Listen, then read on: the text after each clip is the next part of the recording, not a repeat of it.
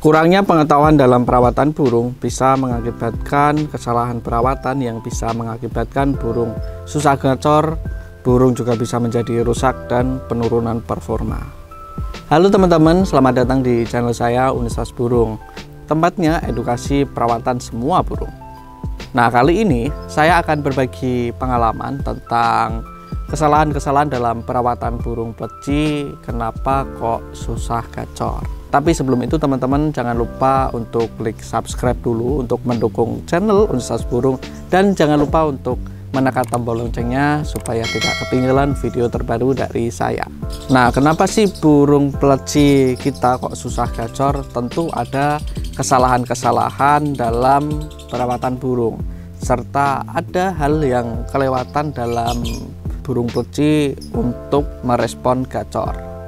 Makanya itu teman-teman, saya kali ini akan berbagi pengalamannya, kesalahan-kesalahan apa sih dalam perawatan burung pleci. Oke, kita langsung saja kesalahan yang pertama. Nah, kesalahan yang pertama dari pengalaman saya adalah gonta-ganti doping. Nah, ini banyak banget, khususnya para pemula ya, yang pengen burung plecinya itu kasih doping, sekali kasih doping gitu kan langsung pengen gacor. Nah, padahal untuk membuat pleci gacor itu kan ada proses-prosesnya juga ya teman-teman. Ada proses penjinakan, ada proses pemasteran juga, tentu diimbangi dengan pakan serta perawatan yang konsisten.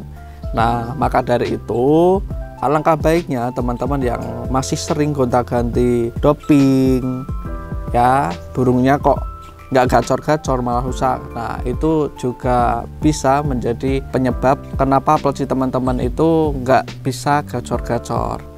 Dalam penggunaan doping, alangkah baiknya teman-teman itu gunakan dulu satu merek doping dan jangan digonta-ganti dulu. Nah, contoh semisal saja kalau saya pakainya doping gacoan by Gacor Max ya teman-teman. Ini banyak banget di Shopee, Tokopedia dan Bukalapak. Siapa tahu teman-teman mau icip, mampir aja ke toko online-nya Universitas Burung. Kalau nggak pakai doping gacoan juga nggak masalah, mau merek doping apa aja boleh. Yang terpenting konsisten aja dulu pakai doping tersebut. Setelah 2 atau 3 botol udah pakai doping nggak ada perubahan, silahkan teman-teman bisa ganti. Alangkah baiknya jangan dicompar campur gitu ya teman-teman ya, jangan digonta-ganti setiap hari. Ya, teman-teman harus konsisten dulu untuk penggunaan doping ini supaya burung nggak gampang stres ya karena gonta-ganti doping, burung nggak bingung ya. Nah, alangkah baiknya teman-teman gunakan satu merek doping dulu, habiskan dulu 2-3 botolan ya teman-teman. Pasti kalau kita konsisten, burung kita juga akan ngeriwik, ngeplong, bahkan bisa ngalas dan gacor teman-teman. Nah, oke, kita lanjut kesalahan yang kedua. Kesalahan yang kedua adalah kurangnya penjemuran dan bisa juga penjemuran yang berlebihan. Nah, saya bahas dulu kurangnya penjemuran ya teman-teman. Banyak teman-teman, khususnya para teman-teman pleci mania yang sibuk banget bekerja ya, terkadang tidak sempat untuk menjemur burung.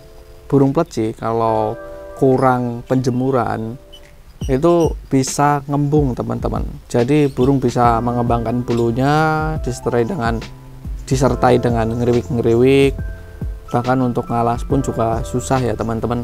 Maka dari itu penjemuran itu sangat penting banget untuk burung pleci kita. Nah, kita lanjut juga yang penjemuran berlebihan. Itu dari pengalaman teman saya, itu juga sangat bahaya banget kalau burung nggak kuat. Nah, semisal nih akan ada juga nih pemain-pemain yang jemurnya kenceng. Nah, itu biasanya udah terbiasa dijemur kenceng, dan penjemurannya itu biasanya bertahap dulu, nggak langsung jemur lama gitu teman-teman. Jadi ada prosesnya, ada yang dari 1 jam dulu kok kuat, nambah lagi selama 2 jam kok kuat, nambah lagi selama 3 jam dan seterusnya.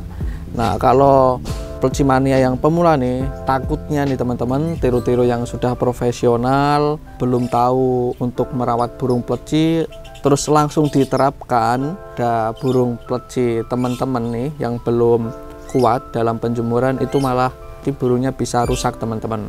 Alangkah baiknya teman-teman itu untuk penjemuran ya disesuaikan dengan kondisi burung, terus sesuaikan juga dengan settingan hariannya yang pas seperti apa.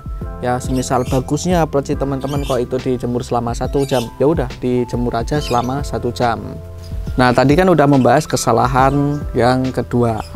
Nah kesalahan yang ketiga ini banyak banget ya, terutama para pemula yang tidak menerapkan perawatan dengan baik.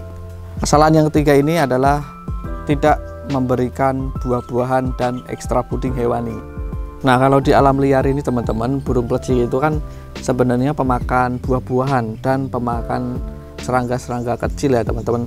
Tentu kalau kita rawat sendiri di rumah pakai sangkar gitu kan, kita juga harus memberikan buah-buahan dan ekstra puding hewani. Jangan dikasih fur aja ya teman-teman, karena kasihan burungnya nanti akan kekurangan nutrisi dan gizinya. Bahkan untuk penggacoran juga tidak baik ya kalau kita cuma kasih fur aja. Nah langkah baiknya teman-teman untuk buah-buahan teman-teman bisa kasih buah pisang ya. Terus untuk ekstra fooding hewaninya teman-teman bisa kasih kroto, bisa kasih ulat Hongkong, dan bisa juga dikasih jangkrik kecil. Terus lanjut, kesalahan yang keempat adalah malas untuk membersihkan sangkar serta aksesoris yang lain. Teman-teman, kalau kita memelihara burung pleci, kebersihan sangkarlah yang paling utama, karena di situ burung akan menjadi lebih sehat, menjadi lebih segar, karena sangkarnya tidak ada penyakit juga ya teman-teman. Karena kalau banyak kotoran yang menumpuk tentu akan menjadikan sarang penyakit di sangkar tersebut. Maka dari itu seperti sangkar, terus seperti air minum ya teman-teman, kita harus ganti. Cepuk air minum juga kita harus bersihkan. Terus tenggeran kita juga harus bersihkan juga teman-teman, supaya burung kita terhindar dari segala penyakit.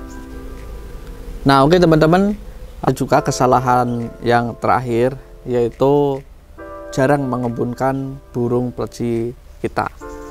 Nah padahal pengembunan untuk burung pleci adalah hal yang paling penting ya menurut saya, karena pada saat itu burung pleci biasanya mengeluarkan suara.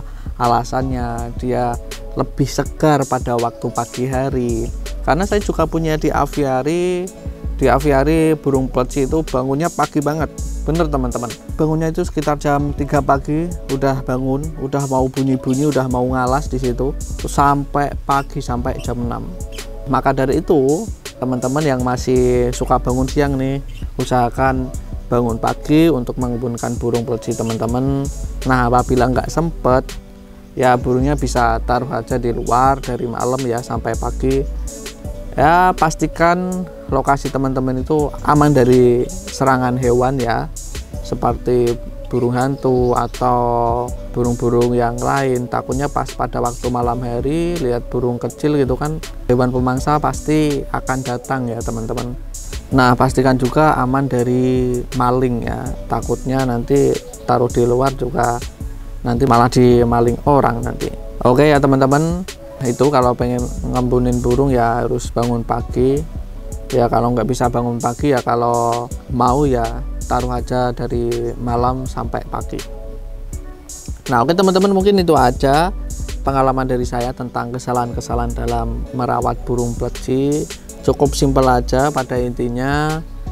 Barangkali ada yang kurang teman-teman bisa tambahkan aja di kolom komentar, supaya para pemula ini bisa menyimak kesalahan-kesalahan apa sih yang harus dihindari dalam merawat burung pleci, supaya burung pleci kita itu cepat gacor, cepat ngeriwik, cepat ngalas gitu ya teman-teman.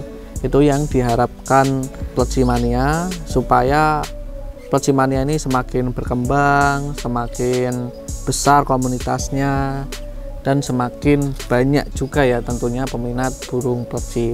Oke teman-teman, mungkin itu aja yang bisa saya sampaikan. Jangan lupa setelah menonton video ini diklik like, komen, dan subscribe, dan jangan lupa dibagikan ke teman-teman ya. Oke, saya Mandis Tas Burung, see you next time.